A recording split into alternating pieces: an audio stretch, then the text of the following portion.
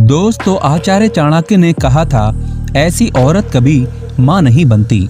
सुनकर आपके पैरों तले से जमीन खिसक जाएगी। चाणक्य कहते हैं, ऐसी औरत हमेशा बांझ रहती है। अगर आपके भी नहीं है संतान तो ये जानकारी आपके लिए। दोस्तों, हम सभी इस बात को मानते हैं कि कोई विवाह तभी पूर्ण सुखी माना जाता है जब वो दाम्पत्य एक स्वस्थ संतान को जन्म दे। ऐसे में सफल और सुखद विवाह का पैमाना एक उत्तम संतान की प्राप्ति माना जाता है। ऐसे में संतान का ना होना समाज में कई बुरे विचारों को उत्पन्न करता है। एक सुखी जीवन को जीने के लिए संतान का होना उतना ही जरूरी है जितना पीने के लिए जल। पति पत्नी के बीच संतान के ना होने से सबसे बुरे दौर से एक औरत ही गुजरती है। साथ ही साथ उसके पति को भी अच्छा नहीं लगता। ऐसे में समाज ऐसे जोड़ों को बुरी नजरों से देखता है। लेकिन क्या आप जानते हैं आप संतान से वंचित क्यों हैं? इस बारे में अगर आप जानेंगे तो चौंक जाएंगे। ऐसे में आचार्य चाणक्य कहते हैं, खास तौर से ऐसी महिला कभी मां नहीं बनती, रह जाती है संतान से वंचित। सुनकर डर जाओगे, तो चलिए जानते हैं।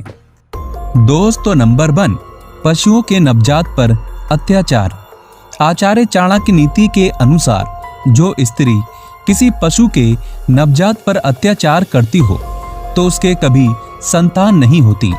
गरुड़ पुराण के अनुसार ऐसा भी माना जाता है कि जिस स्त्री के अगर संतान नहीं होती तो उसने अपने पिछले जन्म में बहुत पाप किए होंगे।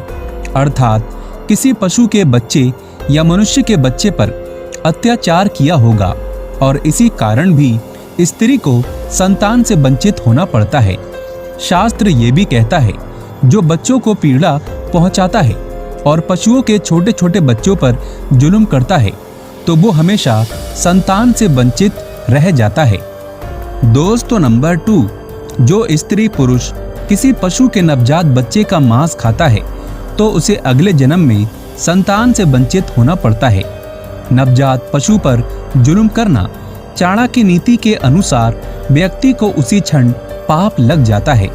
इसीलिए ऐसी गलती ना करें, अन्यथा पुरुष और महिला दोनों को बांझपन का सामना करना पड़ सकता है। दोस्तों, नंबर 3, शास्त्र ऐसे में क्या कहता है जब पति पत्नी दोनों में किसी एक के कर्म बुरे हों।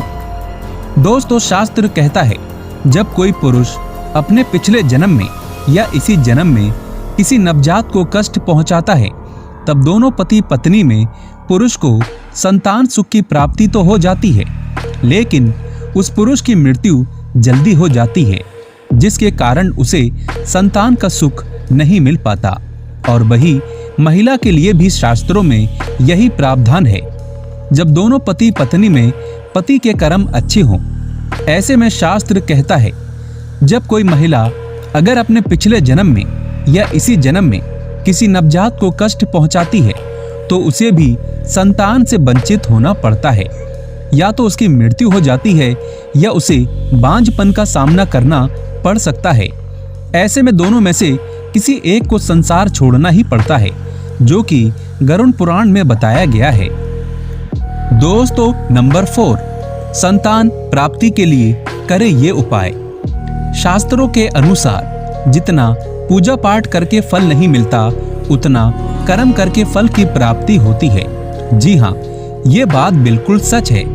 शास्त्र कहता है, संतान की प्राप्ति के लिए पुरुष और महिला दोनों को ही किसी पशु के नवजात बच्चे को दूध भोजन खिलाना चाहिए और छोटे छोटे बच्चों से प्रेम करना चाहिए।